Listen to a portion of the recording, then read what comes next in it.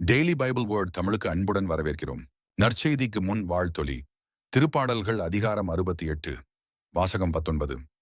அல்லேலூயா, அல்லேலூயா, ஆண்டவர் போற்றி, போற்றி, நாளும் நம்மை அவர் தாங்கிக் கொள்கின்றார். இறைவனே நம் மீட்பு. அல்லேலூயா. இன்றுமே 1, 2025. இவர் தச்சருடைய மகன் அல்லவா? மத்தேயு எழுதிய தூய நற்செய்தியிலிருந்து வாசகம் அதிகாரம் 13. இறை வார்த்தைகள் 54 முதல் 58 வரை.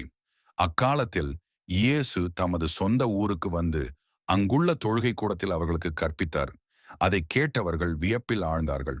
அவர்கள், எங்கிருந்து இந்த ஞானம் இவருக்கு வந்தது? எப்படி இந்த வல்ல செயல்களை செய்கிறார்? இவர் தச்சருடைய மகன் அல்லவா? இவருடைய தாய் மரியா என்பவர்தானே? யாக்கோபு, யோசேப்பு, சீமோன், யூதா ஆகியோர் இவருடைய சகோதரர் அல்லவா? இவர் சகோதரிகள் எல்லாரும் நம்மோடு இருக்கிறார்கள் அல்லவா?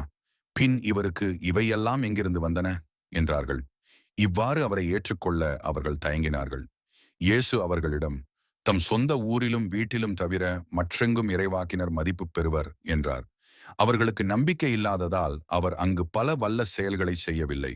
இது ஆண்டவரின் அருள்வாக்கு. இறைவா, உமக்கு நன்றி. தினசரி நற்செய்தி வார்த்தைகளுக்கு daily Bible words Tamil channel subscribe பண்ணுங்க.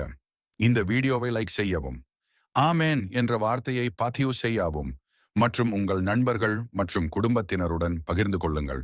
கடவுள் உங்களை ஆசீர்வதிப்பாராக.